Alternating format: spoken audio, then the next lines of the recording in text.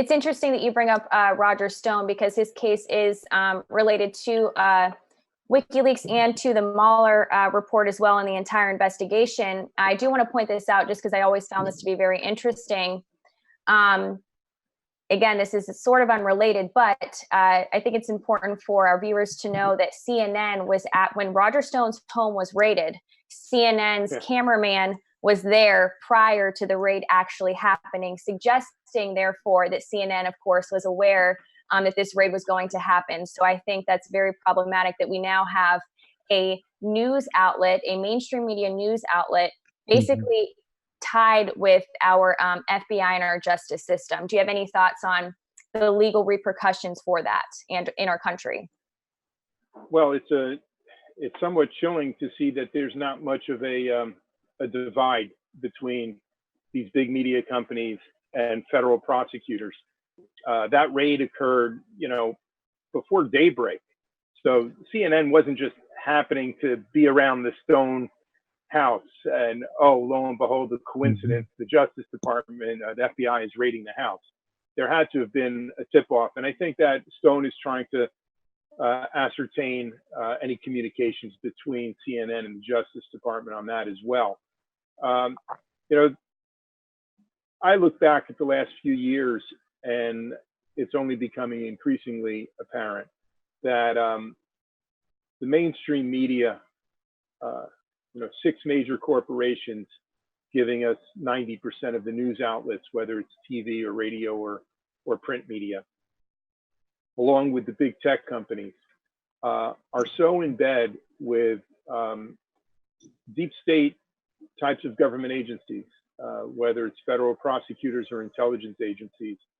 To me, it seems as if I look at the throttling and the shadow banning on social media, the blacklisting on mainstream media of these stories, and it's as if the First Amendment has been privatized and outsourced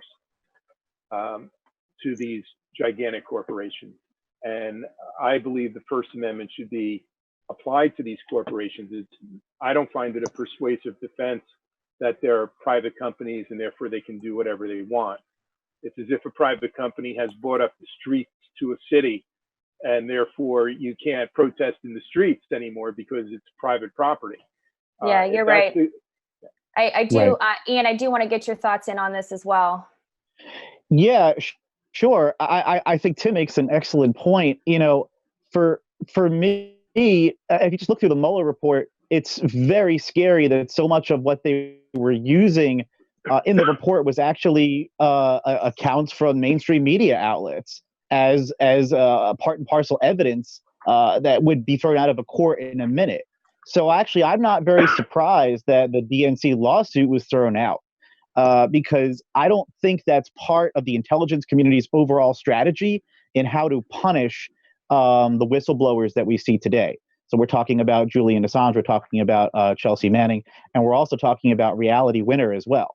I think their new strategy in the intelligence community is to essentially Guantanamo them, which someone mentioned earlier. They don't really have a case in court, so they're just going to continuously lock them up for years, as long as they possibly can, to eventually psychologically torture them. I think you're seeing that physically happen with Julian Assange. I think you're seeing that mentally happen with Chelsea Manning. And I think you're also seeing that mentally happen with Reality Winner as well.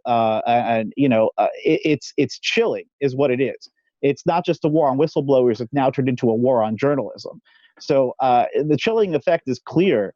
And I think that if you don't follow the mainstream media narrative, they're not going to cover you and they're going to pull you off the air.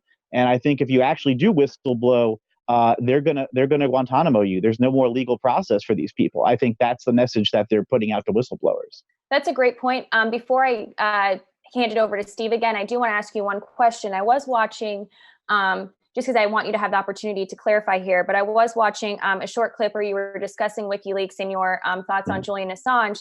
And I'm quoting here, you said, quote, "I don't agree with every step Julian Assange has taken," end quote. Can you please maybe elaborate on that and provide some further context as to what exactly you meant?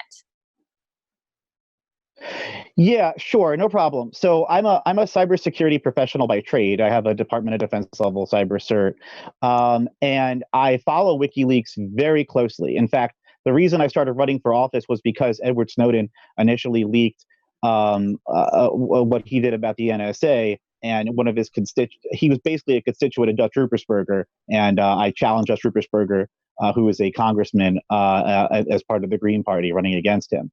So just to fast forward a little bit, I followed the entire saga of WikiLeaks sort of from day one. And WikiLeaks was at one point more of a black box of leak source information. And then I think Julian Assange made a very intentional effort to, as he put it in an RT interview, no, it wasn't even an RT interview, it was one of the mainstream media interviews when he walked out. He wanted to make himself the lightning rod for WikiLeaks. And I know that there are some developers and such that were not happy with that decision. Now, I think he's done his job, I must say. I think if he was trying to protect his organization, WikiLeaks, and make himself the sole bad guy in mainstream media, he has done that. And kudos to him for doing it. But I do worry about where we're going to go now to properly leak confidential sources like that. It seems like the mainstream it seems like the government, the U.S. government in particular, has sort of shut down any attempt to build a black box website where some journalist or some whistleblower could stick in information that says, here's something very important, and it's processed by an organization like WikiLeaks, and then out comes a redacted journalist statement that could be one day put in the, in a media outlet. It seems like that error is just completely gone. And so I guess that's what I was sort of referring to. Okay, respectfully, I do want to make a point. I think it's unfair to say that Assange made himself the bad guy in the media. I think the media made himself the bad guy. But thank you for clarifying that statement, Steve. I want to hand it over to you.